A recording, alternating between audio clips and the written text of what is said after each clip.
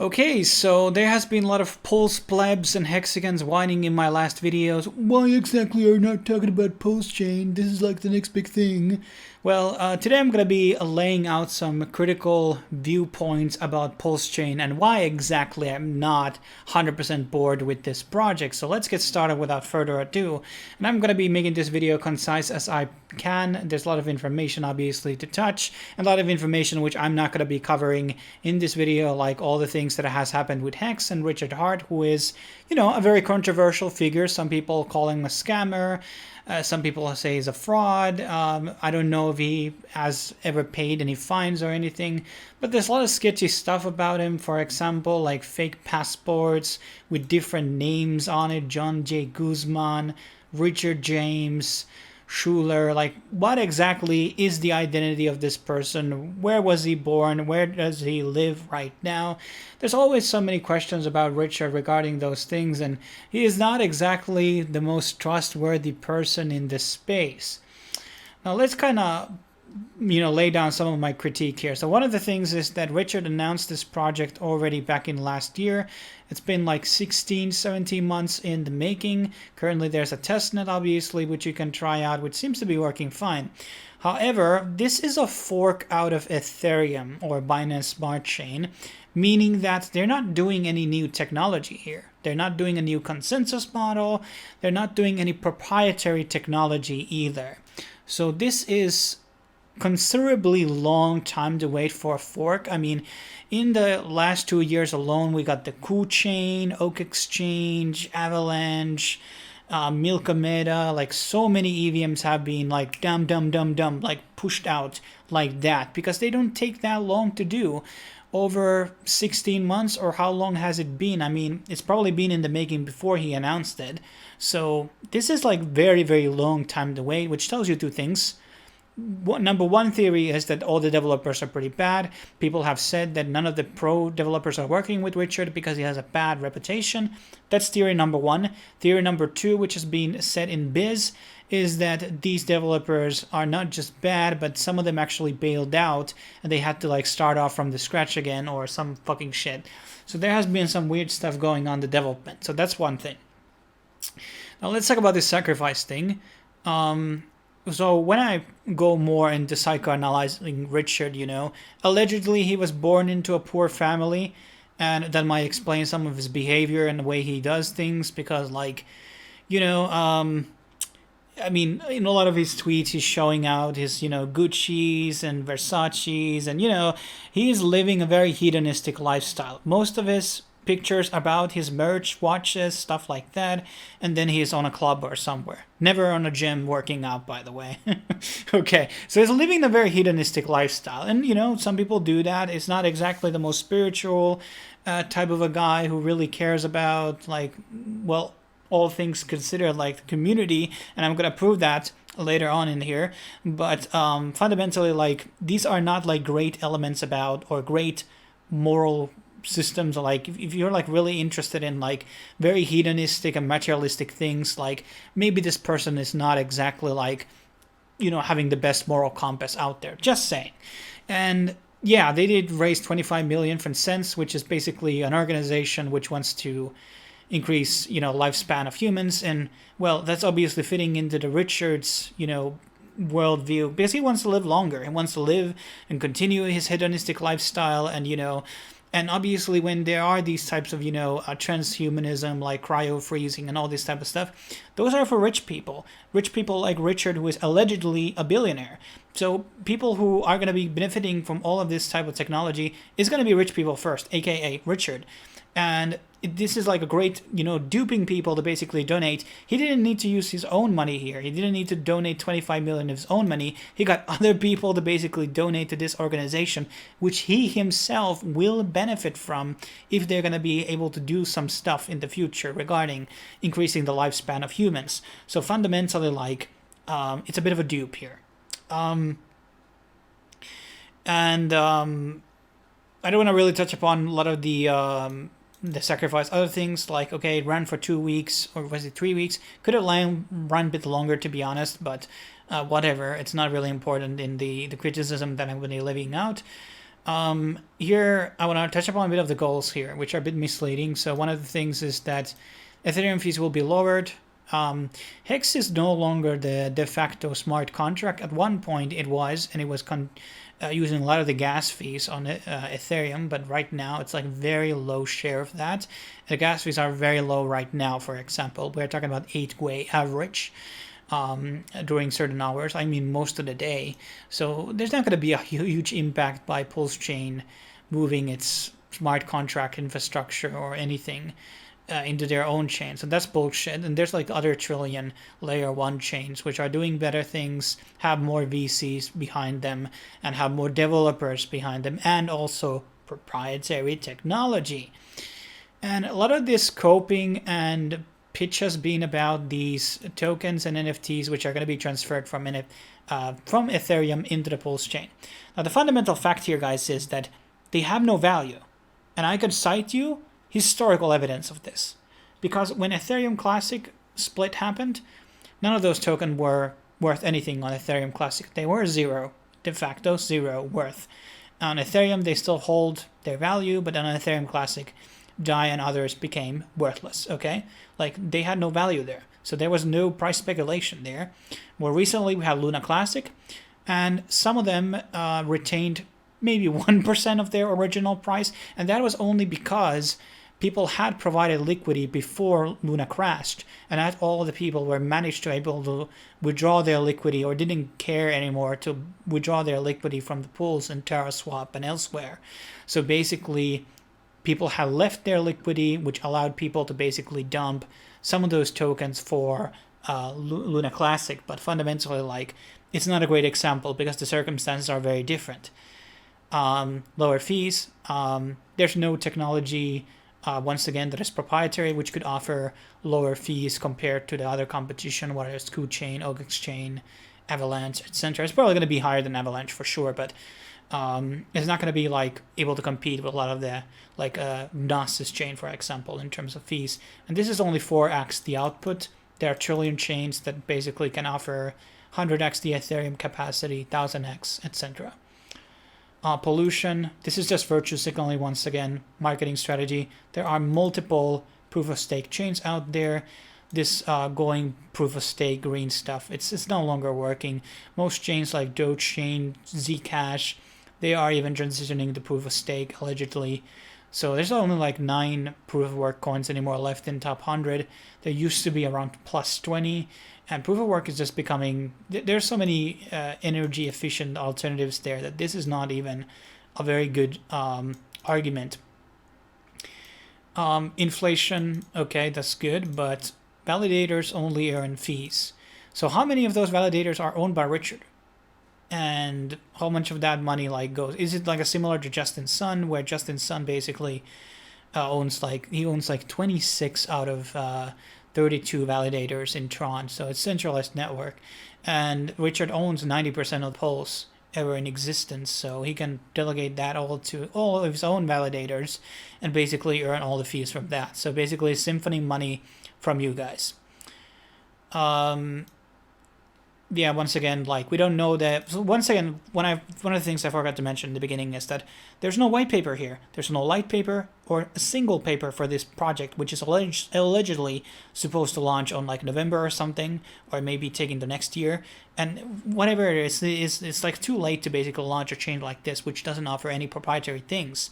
And like, we don't know the staking return, we don't know the supply. It's like really hard to find any information. And that's why this video also will not be able to tackle all the points, because I don't have the fucking information in front of me, like what's going on.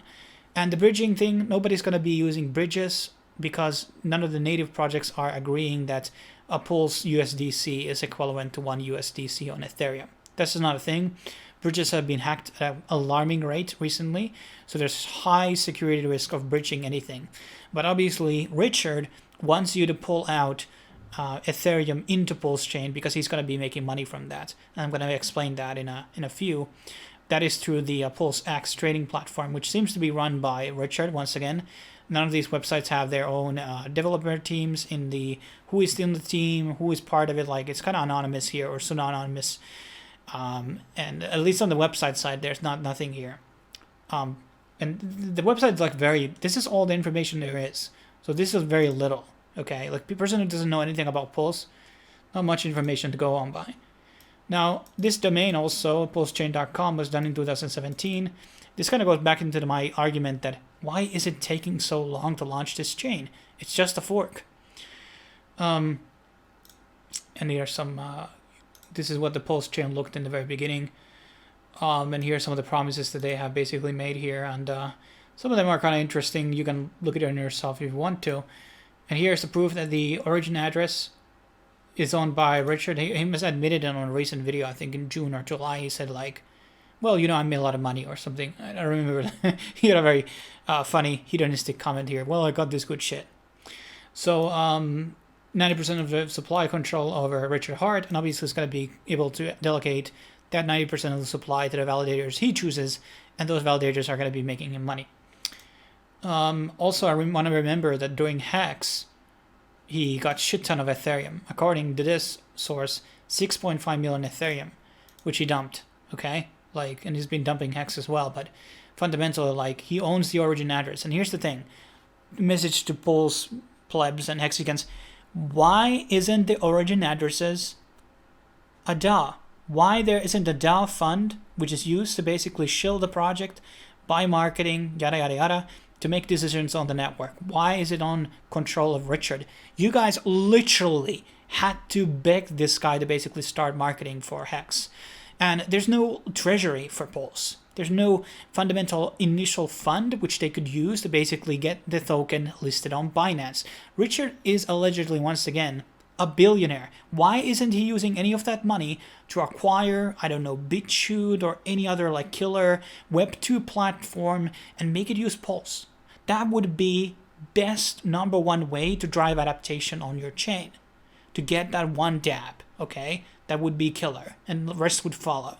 He has that money to acquire those companies, but because he doesn't give a shit about the community, he wants to siphon money from the users, he doesn't have an incentive to do so. So, this is like the whole origin and flush addresses and everything like that. Like, that's just bullshit. Like, why those exist? The Pulsechain also has one very tricky thing about it. So, Uniswap has 0.3% fee on every transaction.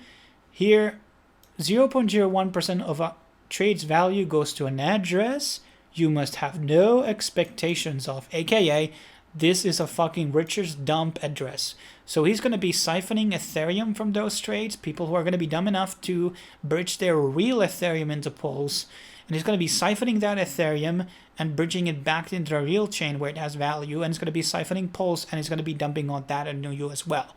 I mean, just to give you like an understanding how much this can be, Uniswap has a 1.03 billion volume on 24 hours. That means there's going to be 100K per day generated by 0.01% of that sum. So that is 36 million per year, that if it would reach the same amount of volume in the Pulsechain as it does Uniswap, which will not happen, but even 1/10 of that would be $3.6 million that he's going to be making from those fees alone per year. That's a lot of money. And he's not going to be putting that money into the ecosystem. That's not going to happen. And here it goes back into one of the things. There was another biz post, but I was not able to find it. You know, these things, they're not archived. But talking about like how he got duped by the devs bailed out and all that type of stuff. And, you know, and he keeps twerking on videos. He's showing watches. Look at this hedonistic shit. Like, it's always very, you know, gotta have your bling and all that type of. There's not really a lot of substance there, is there? There's also the GitHub, or actually GitLab in this case. It's not super active, okay, but it doesn't seem to have that much stuff here, to be honest. But I'm not a developer, so I can't really go too much into like. I wish they wouldn't use BlockScout to like, Richard, you have the fucking money, get a fucking Etherscan fork, copy that site. The layout is trillion times better than BlockScout. All the poor chains use only BlockScout. That's the fundamental fact. And this is another Pulse, well, information site, but none of these have fucking information I want. Max supply, what is the staking rewards return, who are the validators, who is in the team. It's like I have to dig for this information, which should be there somewhere. And they are burning the fees of the supply. The supply is shrinking. Okay, that's good, but the fundamental reality is that AVAX is also burning their supply, but it doesn't necessarily have a correct impact on the price, because PLS, outside from used, on the transaction fees, it doesn't have any use case. Okay, like it doesn't have an inherent value there, except to use on trades and speculative. Like there's nothing, it's not good. Okay, it's not able to replicate all the dApps that Ethereum has. It's just not going to be the case, because the VCs and everything, they don't want to work with Richard. That's a fundamental fact. There was another good video by Coin Insider, which goes into Pulsechain. It goes into some of the key points, and here he talks about like that there's so many dApps launching on Pulsechain, but a lot of these are like, seems to be like meme coins and stuff like that, and we have to see them all launch, like how many of these are actually going to be launching on the thing and not dying on the first 7 days.